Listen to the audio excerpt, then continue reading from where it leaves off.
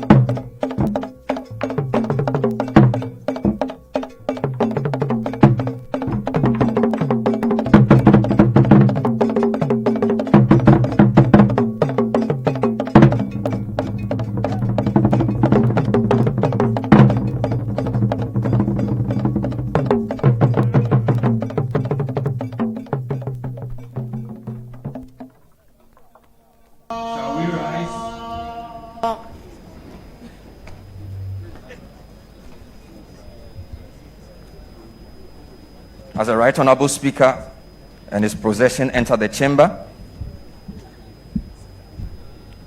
this premises becomes the Chamber of Parliament.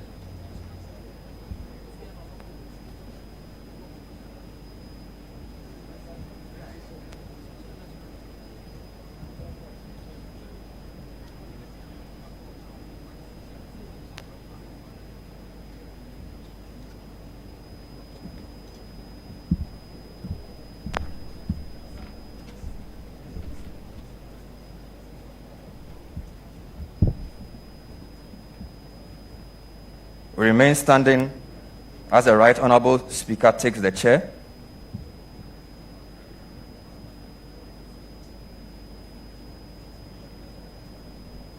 We may now be seated.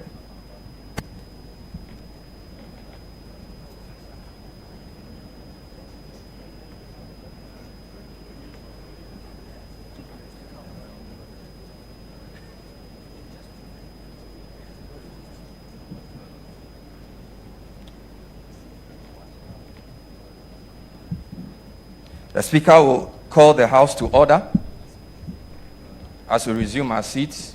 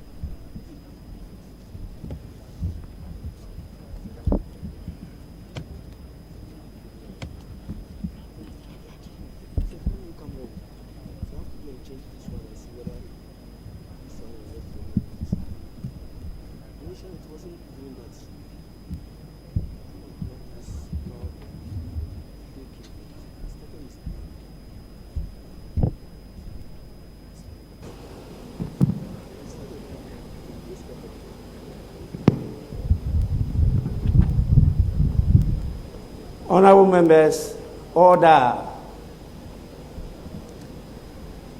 May I welcome honorable members back from the suspension of sitting. We resume the day sitting for the swearing in of the president-elect and the vice president-elect. But before we do that, I will need to formally recognize the presence in the House of a long list of very important dignitaries. So, honorable members, please spare me a few minutes and listen to the names of dignitaries all over the world that have taken time and trouble in this COVID era to come and be part of this swearing ceremony.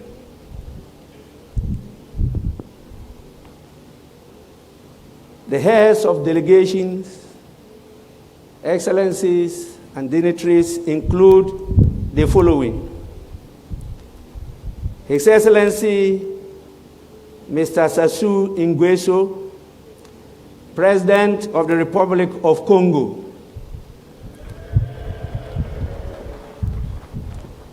His Excellency Mr. Faure Gnassingbé, President of the Republic of Togo.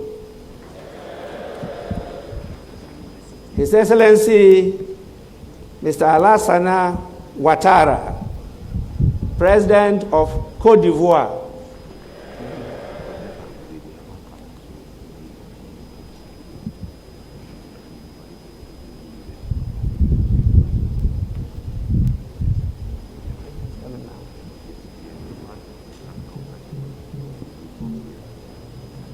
Honorable members, I've just been reliably informed that His Excellency, the President-elect, is just at the entrance. And so I want to invite the leaders of the parliamentary groups in Parliament to accompany me to usher in His Excellency, the President-elect. After that, I will take some time to go through the rest of the names.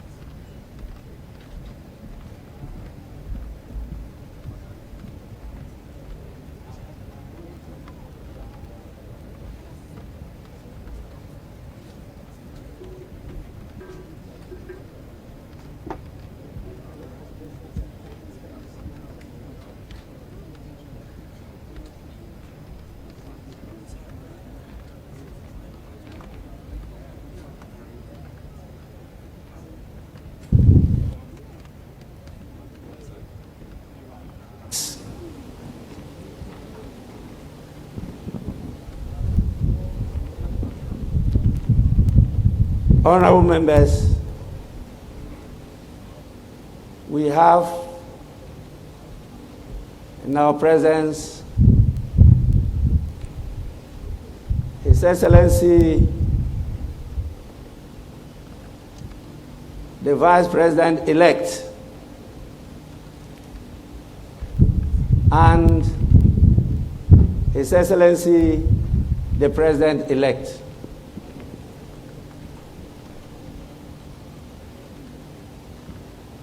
I will want to, on your behalf,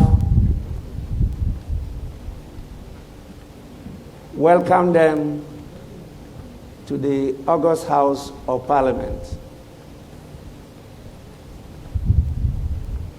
and crave your indulgence to permit me to acknowledge, as I was doing, the presence of these distinguished personalities that have traveled all the way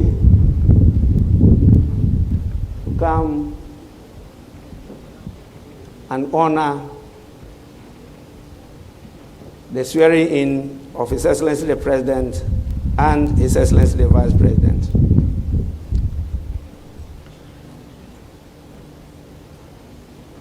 As I told you, the list is quite long, but I'll endeavor to take just a few minutes to acknowledge them on your behalf. We also have in our presence His Excellency Professor Alpha Conde, President of the Republic of Guinea. His Excellency Mr. Macky Sall, President of the Republic of Senegal. His Excellency Mr. Mahamadou Issoufou, President of the Republic of Niger. In the French, they say Niger. His Excellency Mr. Roch-Marc Christian Kabore, President of the Republic of Burkina Faso.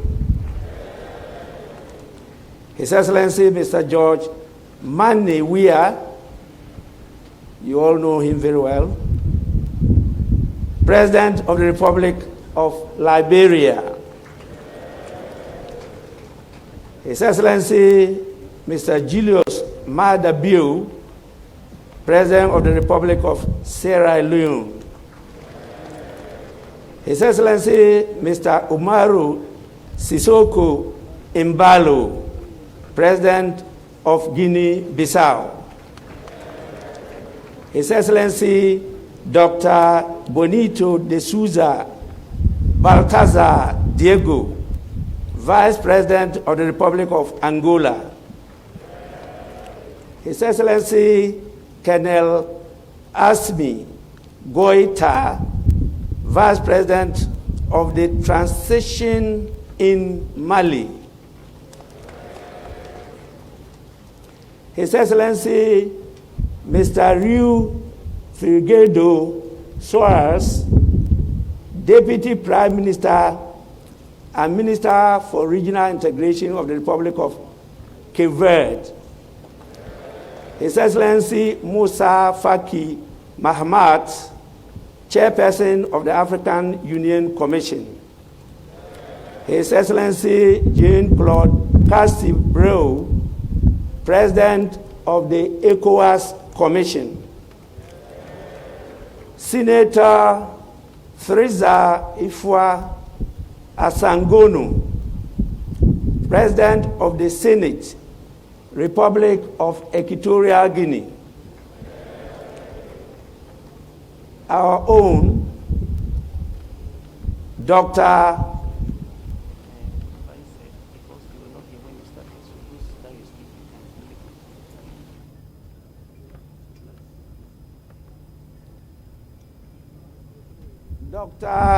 Mohamed Ibn Chambers, Special Representative of the Secretary General United Nations Office for West Africa and the Sahel.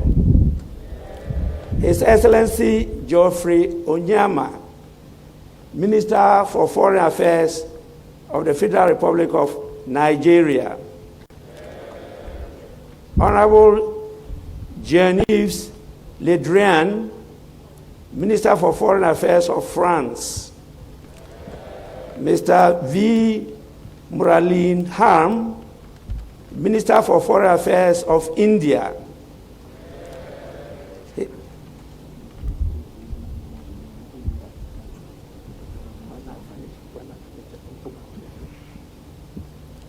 His Excellency Aurelien A. Agbenomsi, Minister for Foreign Affairs of the Republic of Benin. Honorable Vincent Biruta, Minister for Foreign Affairs of the Republic of Rwanda.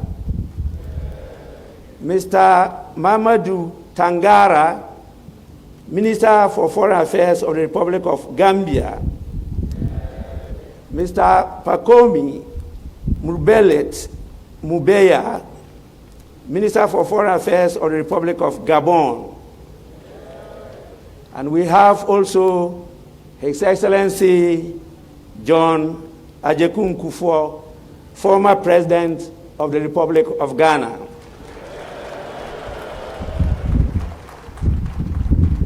We have Her Excellency Hajia Ramatu Mahama, wife of the former Vice President of the Republic of Ghana. And our own, the Right Honorable Ebenezer Virginia Sechi Hughes, former Speaker of the Parliament, and he's not here alone, he is with his dear wife to honor the swearing-in of His Excellency, the President-elect of Ghana. We have another former senior member, Honorable Freddie Blay, former Deputy Speaker of Parliament, and now Chairman of the New Patriotic Party. We also have His Excellency Jacoba A.S. Oliver Terendrazaniri Velo, Minister for Foreign Affairs of the Republic of Madagascar.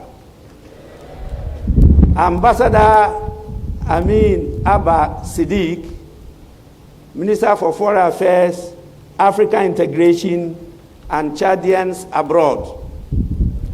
His Excellency Mr. Kabanda Kana Andrew, Minister at the Presidency of the Democratic Republic of Congo. Mr. James Dudridge, Minister for Africa at the Foreign, Commonwealth and Development Office of the United Kingdom. Ambassador Peter Pham, Special Envoy for the Sahel region, United Nations, United States of America. His Excellency Richard Wanza, Ambassador of the Republic of Zambia to Ghana, representing the President of the Republic of Zambia, His Excellency Mr. Edgar Changwa Lungu. His Excellency Emad Magdi Hana Kamel, Ambassador of the Arab Republic of Egypt to Ghana, representing the President of Egypt, His Excellency Abdul Fattah el-Sisi. His Excellency Ms. Imani Kwadil, Ambassador of the Kingdom of Morocco, representing His Majesty King Mohammed VI of the Kingdom of Morocco. We have numerous distinguished members of the diplomatic corps, too many for mention.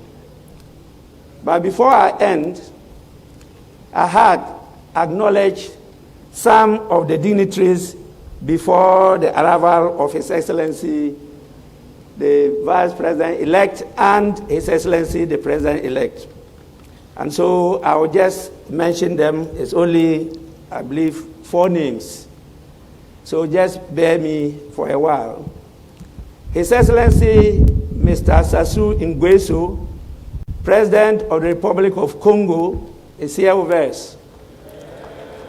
His Excellency Mr. Faure Gnassingbé, President of the Republic of Togo. His Excellency Mr. Alassane Ouattara, President of Côte d'Ivoire. And I believe the last, but not the least, His Excellency Professor Alpha Condé, President of the Republic of Guinea. It's important that I acknowledge the presence of my dear one,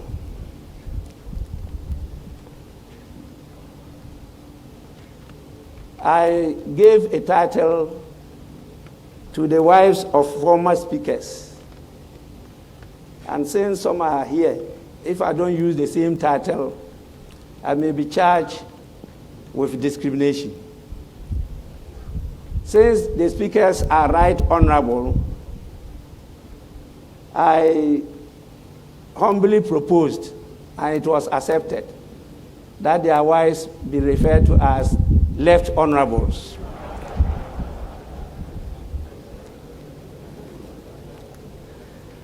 So my dear wife is here, the Left Honorable Alice Adjoa Jonas. Now, honorable members, with your kind permission, I will want to, on behalf of the House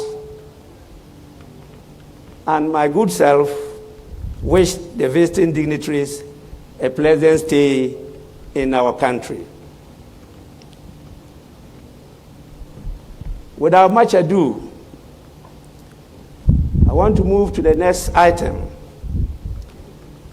and that is to invite His Lordship, the Chief Justice, to administer the oath to the Vice President-elect.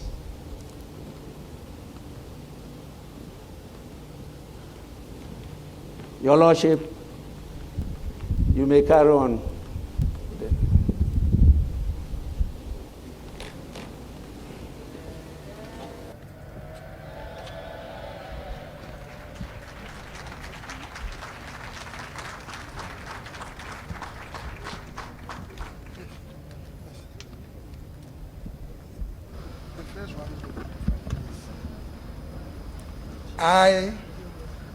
I, Dr. Alhaji Mahamudu Bawumia, do in the name of the Almighty God swear do in the name of the Almighty God swear that I will bear true faith and allegiance that I will bear true faith and to allegiance the Republic of Ghana to the Republic of Ghana as by law established, as by law established, that I will uphold that I will uphold the sovereignty and integrity of Ghana, the sovereignty and integrity of Ghana, and that I will preserve, and that I will preserve, protect, and defend the Constitution of the Republic of Ghana. the Constitution of the Republic of Ghana. So help me God. So help me God.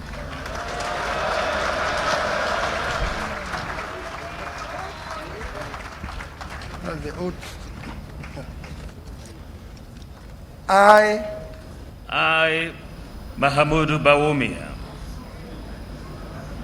having been elected to the office of the Vice President having been elected to the office of the Vice President of the Republic of Ghana, of the Republic of Ghana, do in the name of the Almighty God swear do in the name of the Almighty God swear that I will at all times that I will at all times preserve, preserve, protect, and defend the Constitution of the Republic of Ghana. and defend the Constitution of the Republic of Ghana. And I will dedicate Myself to the service and well-being to the service and well-being of the people of the Republic of Ghana, of the people of the Republic of Ghana, and to do right to all manner of persons. and to do right to all manner of persons. I further solemnly swear that should I at any time break this oath of office, I shall submit myself to the laws of the Republic of Ghana and suffer the penalty for it. So help me God. So help me God.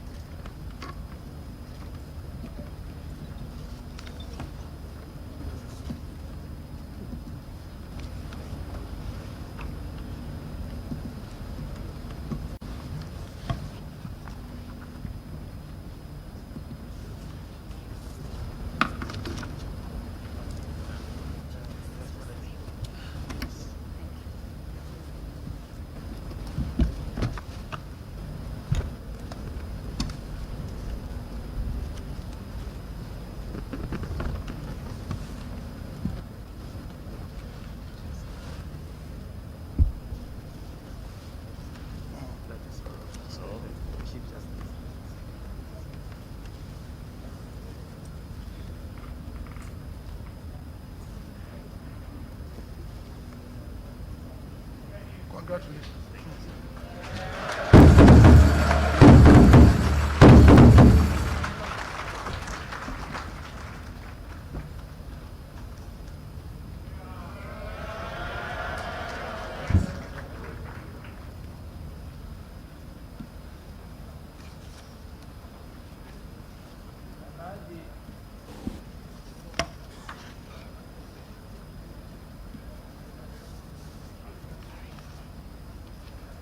Alhaji Vice President, on behalf of the House and on my own behalf, I congratulate you on your assumption of the office of the land as Vice President of the Republic of Ghana.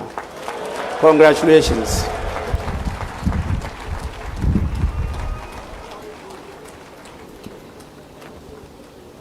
Honorable members, before I go to the main item, my attention has been drawn to the presence in this August House of some special dignitaries that we cannot afford not to recognize.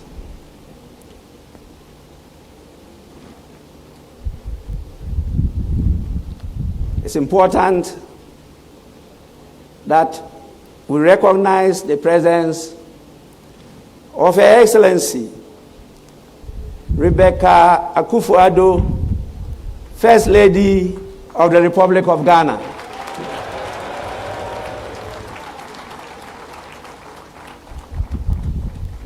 We also have with us Her Excellency Ramatu Bawumia,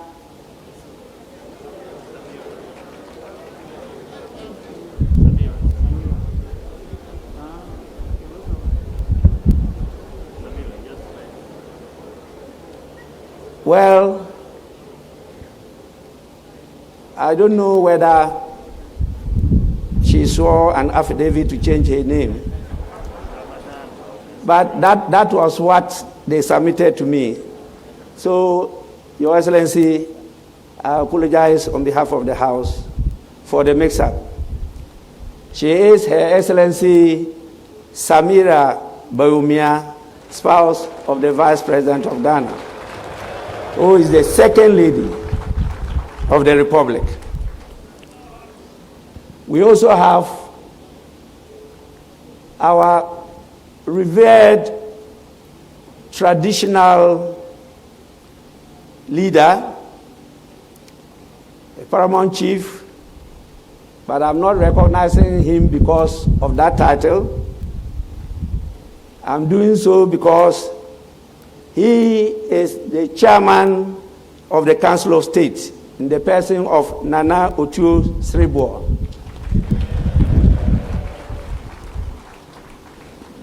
And now, the purpose for which we are here.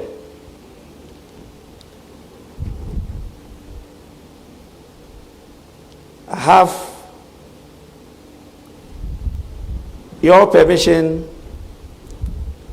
to invite His Lordship, the Chief Justice, to administer the oath to the President-elect. Chief Justice, you may do so now.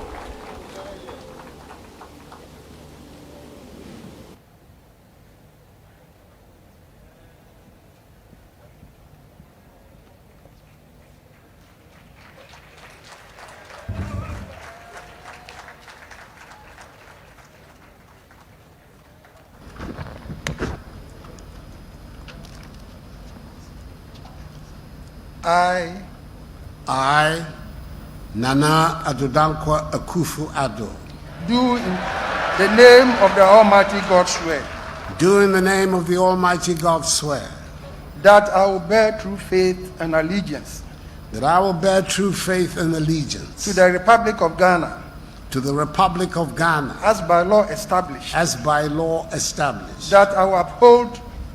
that I will uphold the sovereignty and integrity of Ghana, the sovereignty and integrity of Ghana, and that I will preserve, protect, and defend the the Constitution of the Republic of Ghana.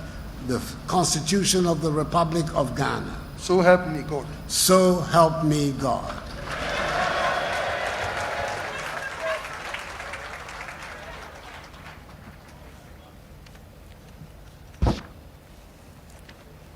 I, Nana Addo'S Akuffo Addo, having been elected to the high office of President of the Republic of Ghana, to the high office of President of the Republic of Ghana, do in the name of the Almighty God swear do in the name of the Almighty God swear that I will be faithful that I will be faithful and true to the Republic of Ghana, and true to the Republic of Ghana, that I will at all times preserve, protect, and defend the Constitution of the Republic of Ghana, the Constitution of the Republic of Ghana, and that I dedicate myself to the service and well-being of the people of the Republic of Ghana, to the service and well-being of the people of the Republic of Ghana, and to do right to all manner of persons. I further solemnly swear that should I at any time break this oath of office, I shall submit myself to the laws of the Republic of Ghana and suffer the penalty for it. So help me God. So help me God. Congratulations.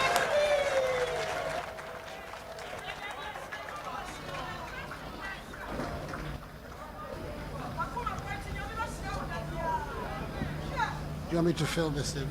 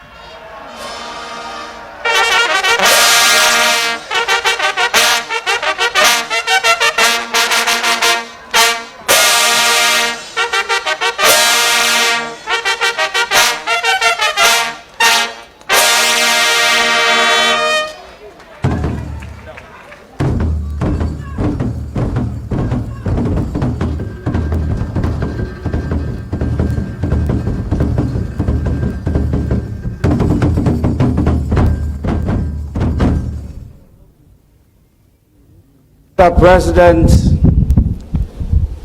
on behalf of the House and on my own behalf, I congratulate you on your assumption of the highest office of the land as President of the Republic of Ghana.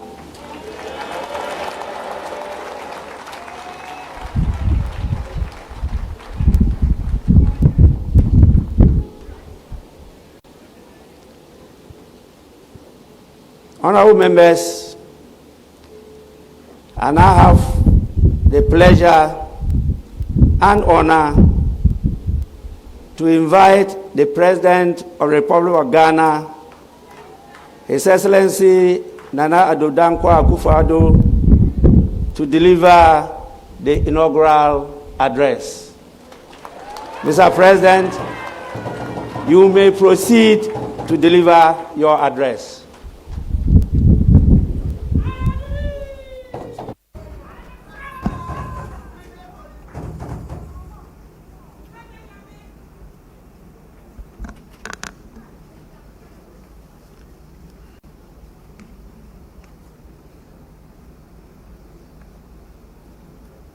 Mr. Speaker, I extend a hearty akwaba, a word of welcome to the Excellencies, the distinguished leaders of sister states from our region and continent, as well as to eminent representatives from other friendly nations and international organizations who are gathered here in the vibrant city of Accra, capital of Ghana, to join us on this auspicious occasion.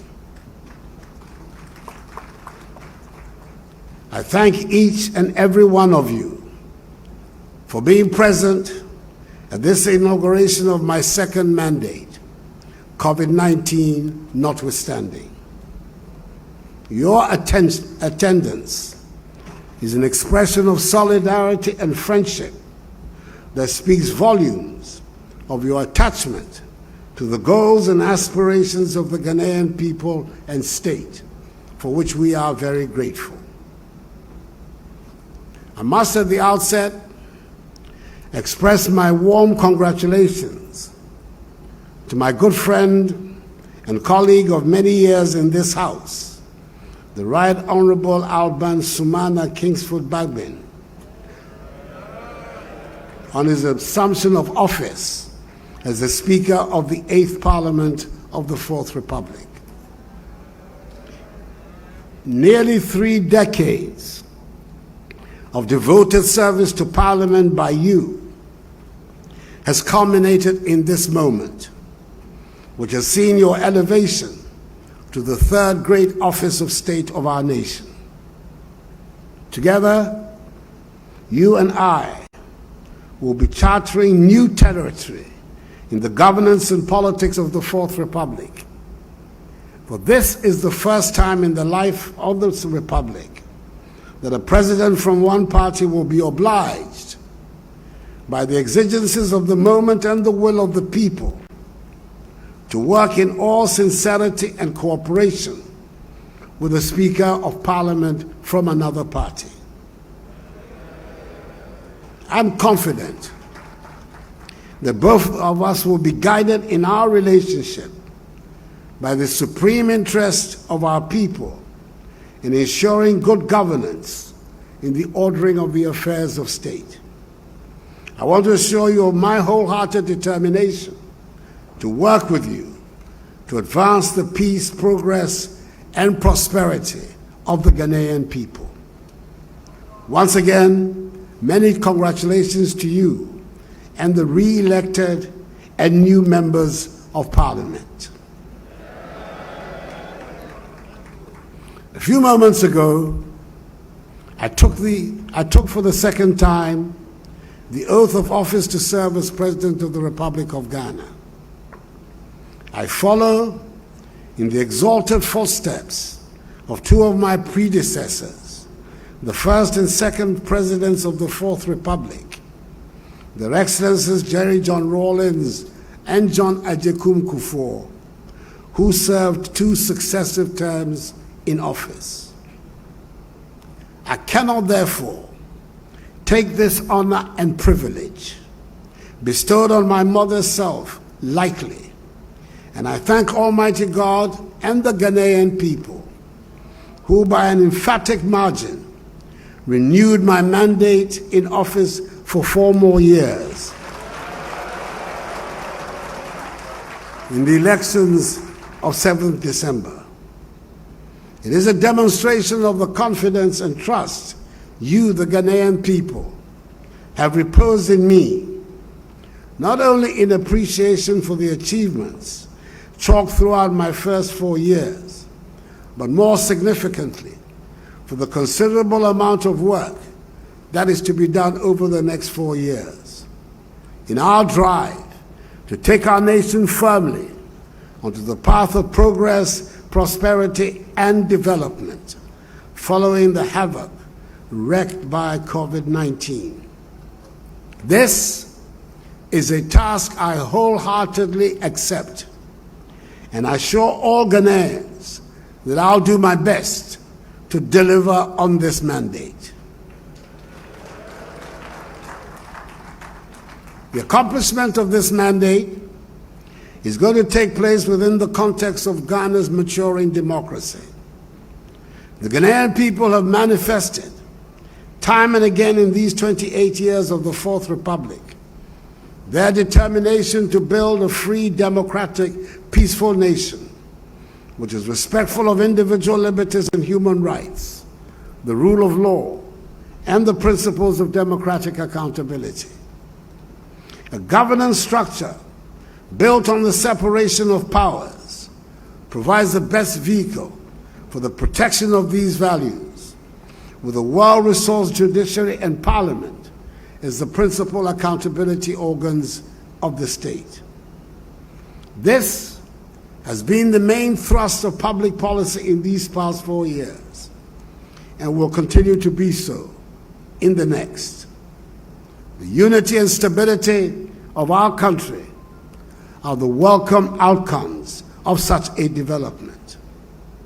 This is how we can ensure, in the words of one of the great figures of Ghanaian nationalism, the illustrious Joseph Boachier Danquah, that we have, quote, a system of government under which those who are in control of government are under the control of those who are governed, unquote. Mr. Speaker, the sheer can-do spirit of the Ghanaian, which I have witnessed all my life, is the bedrock on which we can build the Ghana of our dreams. Indeed, 4 years ago at my first inauguration, I urged all Ghanaians to be, and I quote, citizens and not spectators, unquote. I appeal to you to be active participants in the effort to help build the Ghana we want, the democratic, free, prosperous, and united Ghana envisaged by our founding fathers as the Black Star of Africa. In my first term as president, I was able to count on the contribution of all citizens in attempting to create this Ghana. What I have seen these last 4 years is further evidence, if any were needed, that the Ghanaian will no longer accept poverty and deprivation as his or her portion, but is rather determined to work to chart a path of growth and development for himself or herself. Today, our economy, even in the face of the global pandemic of COVID-19, continues to show resilience and a much faster rate of recovery than originally envisaged, and was indeed one of the fastest growing economies in the world in 2020. Ghana remains one of the most attractive destinations on the continent for direct foreign investment, with the presence in the country of some of the world's largest conglomerates attesting to this fact. Establishing a strong economy, undergoing structural transformation to value-added activities, which will generate jobs for our young people and enhance their living standards will be the main preoccupation of my second term. Together, we're ensuring that the basic tenets of social justice are met. Many said it was beyond us, but we have ensured that financial considerations no longer determine the fate of the Ghanaian child. Because of the implementation of the free senior high school policy, once willing and able, senior high school education is the minimum education to be received by every Ghanaian child. Access to quality health care is no more a luxury ordinary people cannot afford, following the revival of the National Health Insurance Scheme. Our aim is to reach universal health coverage as soon as possible. Food production has increased significantly, and a conscious effort has been made to improve the living standards of our farmers. The newly constructed warehouses dotted across the country are storing the surpluses for export to our neighbors, and the program for planting for food and jobs has become the veritable rock on which the successful future of our agriculture is being built. Our roads are being constructed at a much faster pace than before. And yes, I acknowledge that there are still many more kilometers to construct. We defined last year as the year of roads. This year will be the second year of roads. As we continue with our focus on dealing with the deficit in our road infrastructure, the development of our rail sector, on which considerable resources and energies are being devoted, will open up the country and lead to the creation of a more connected society, and will also help realize the goal of regional and continental integration. The arrival of COVID-19 drove home the lesson to all of us that we have to be self-reliant. The pandemic has emphasized the fact that we cannot continue to be living on edge in a day-to-day economy. This is dangerous for our survival, and it is important that we set up buffers of protection in all aspects of our lives. So when there was a shortage in the supply of personal protective equipment, at a time when they were being sold at extortionist prices on the world market, the enterprise of the Ghanaian shone through. We produced right here in Ghana our own sanitizers, face masks, medical scrubs, gowns, liquid soap, amongst others. We can indeed build a Ghana beyond aid if we make full use, as we must, of the enterprise and ingenuity of our people, especially our young people. The prominent role being played by young people in the digitization journey of our nation is strong proof of the feasibility of this objective. And Ghana is set to become one of the most digitized economies in Africa in the next few years.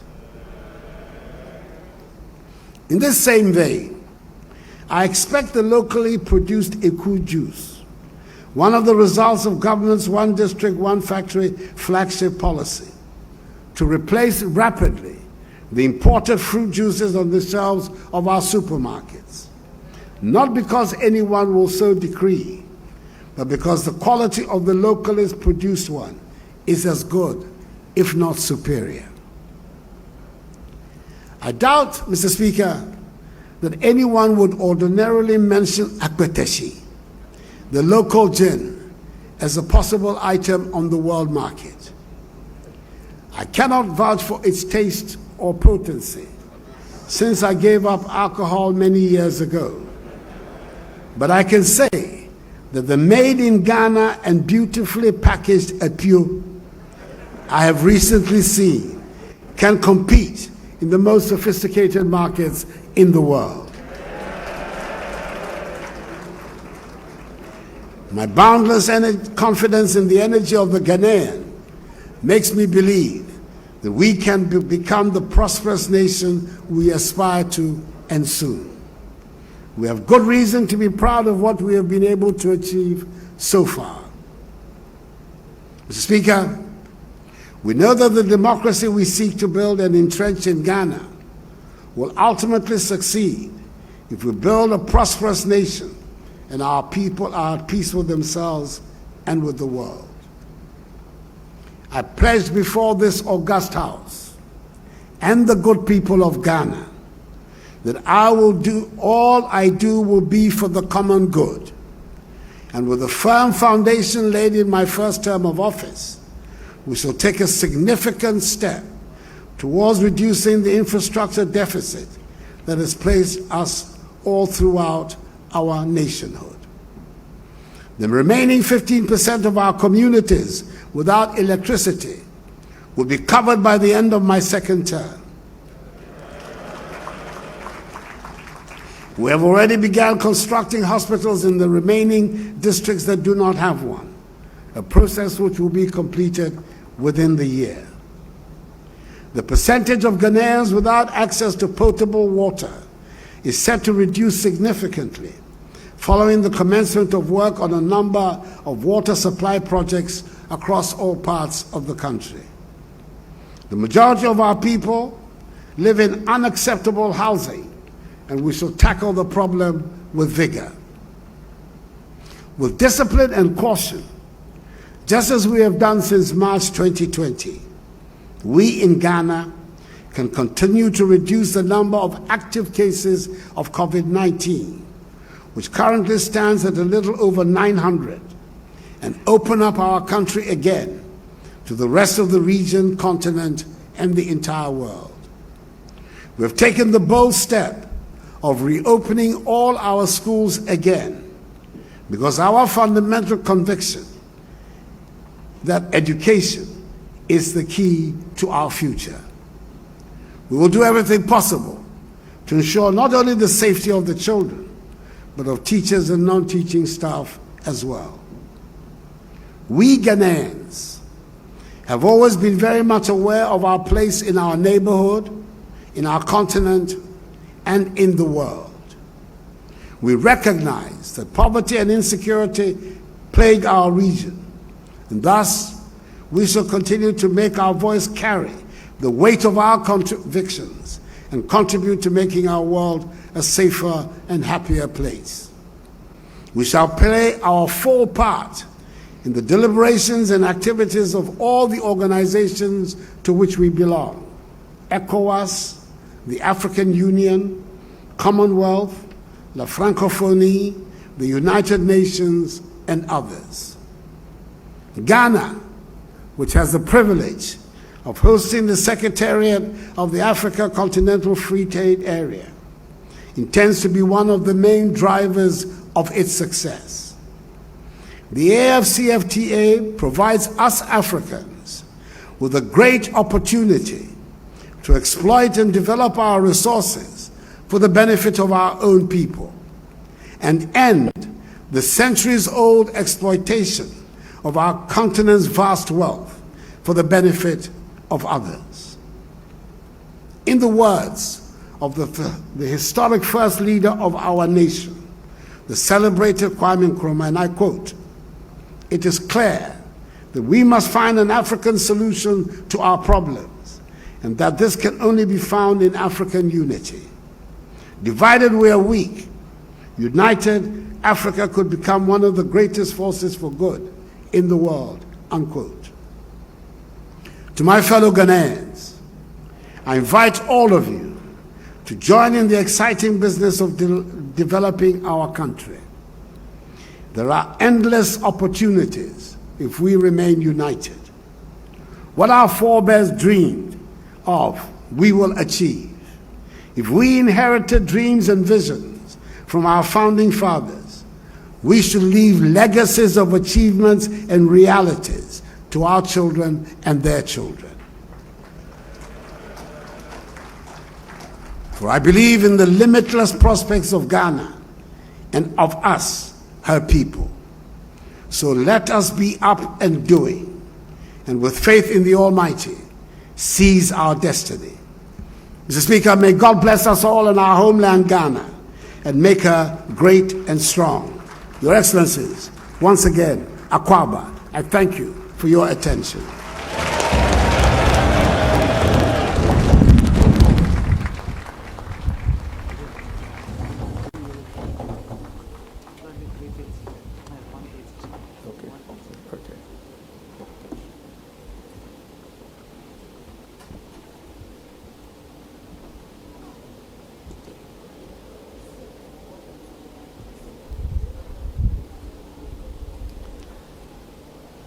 Mr. President, on behalf of the House and on my own behalf, I sincerely thank you for your inaugural address. I also wish you and the Vice President well in the administration of the country.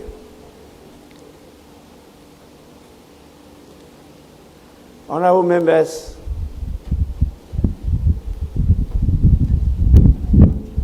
having listened to His Excellency the President,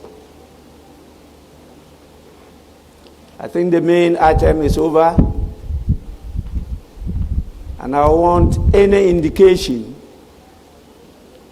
from the leaders of the House.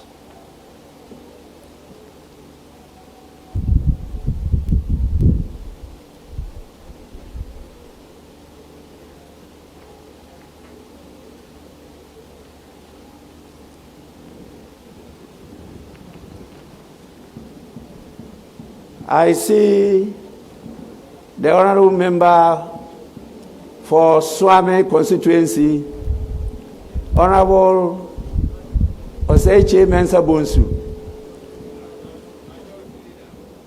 Any indication?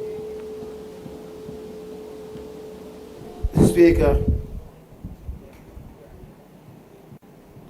today, Thursday, the 7th of January, has been a very momentous occasion.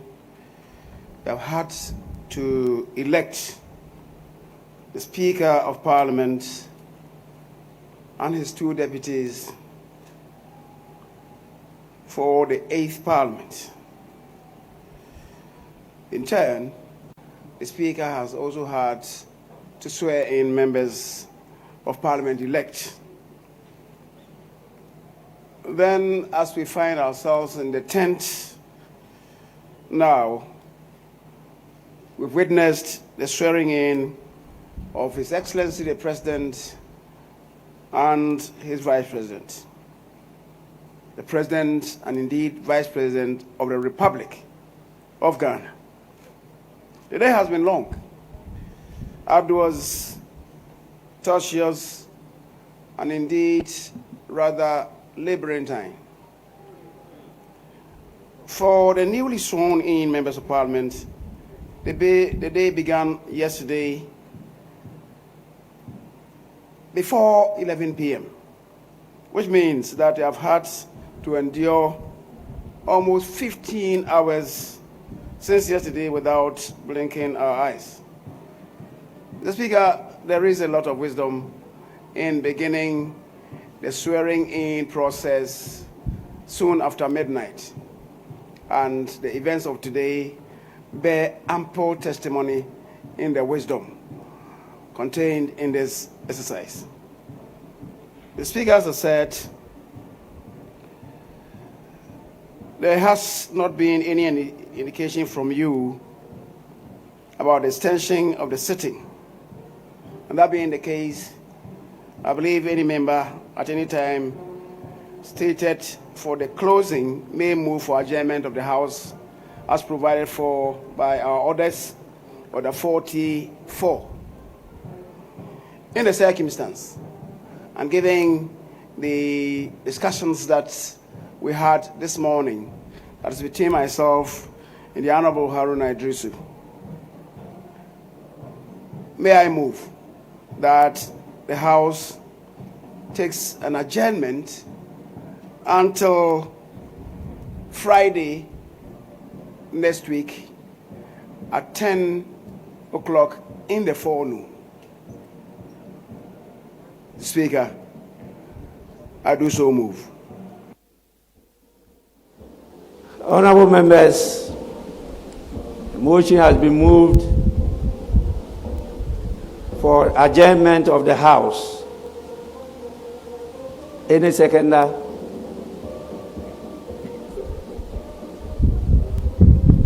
Sorry. Right Honorable Speaker, I beg to second the motion.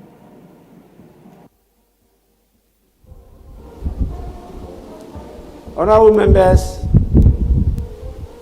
motion for the adjournment of the House moved and seconded.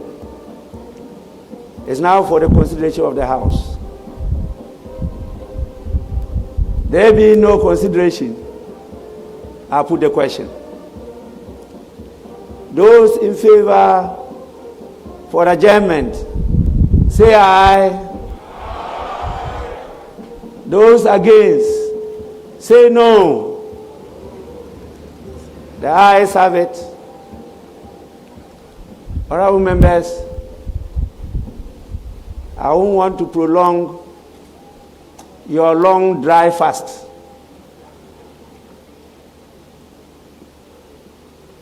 I have myself fasted more than I've ever done.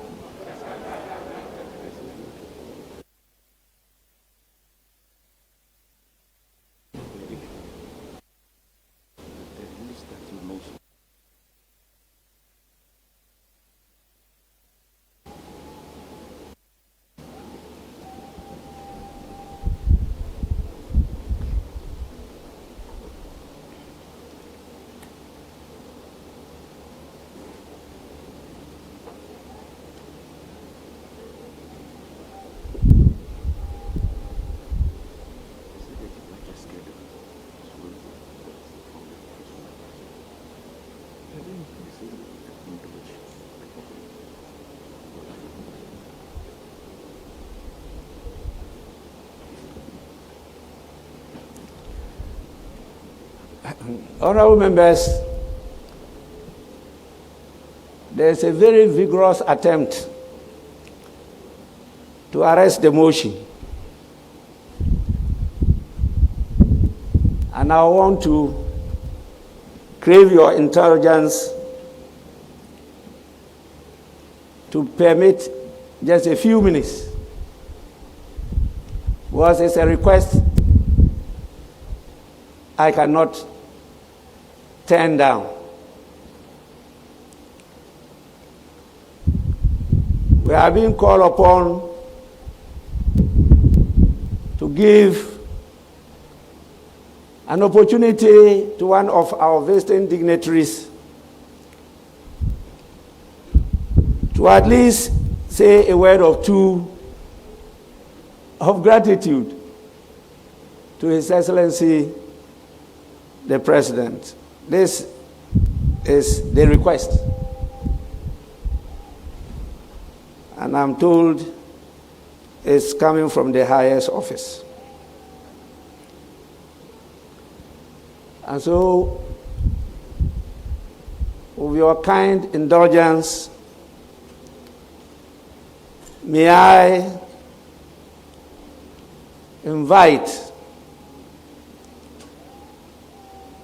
His Excellency Professor Alpha Conde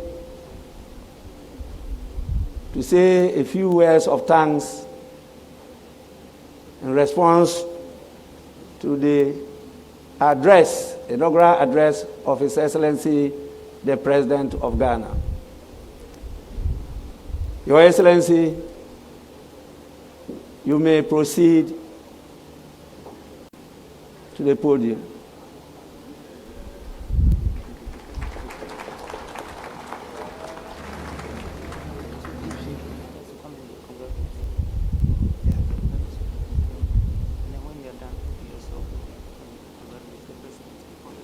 I've done that.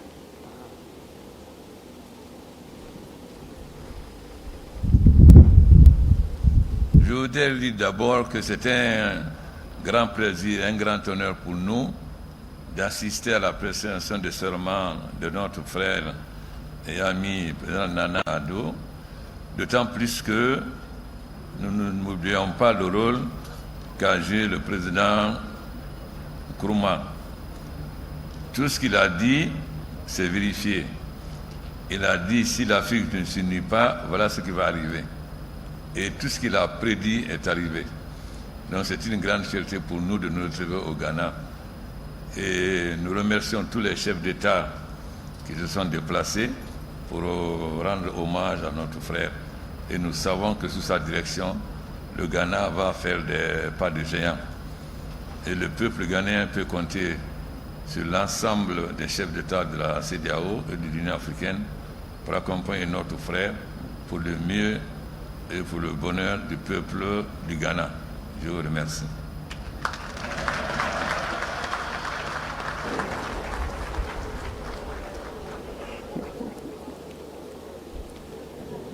Your Excellency, Professor Alpha Conde, on behalf of the House, we want to thank you so much for the words of congratulations. In fact, I started revising my French notes, and I think I got a few words of what you said. We thank you so much. Honorable members, I'll have to put the question again. Those in favor of an adjournment of the House, say aye. Aye. Those against, say no. The ayes have it. The House is accordingly adjourned to Friday, the 15th day of January at 10 in the forenoon. The House is adjourned.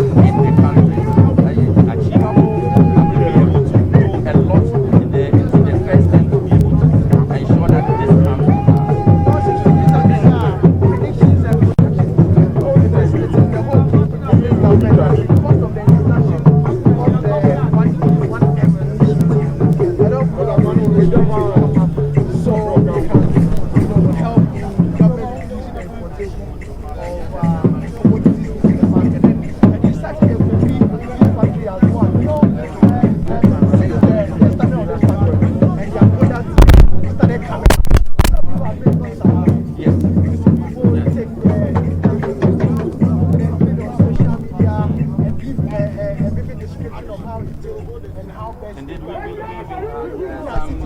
give some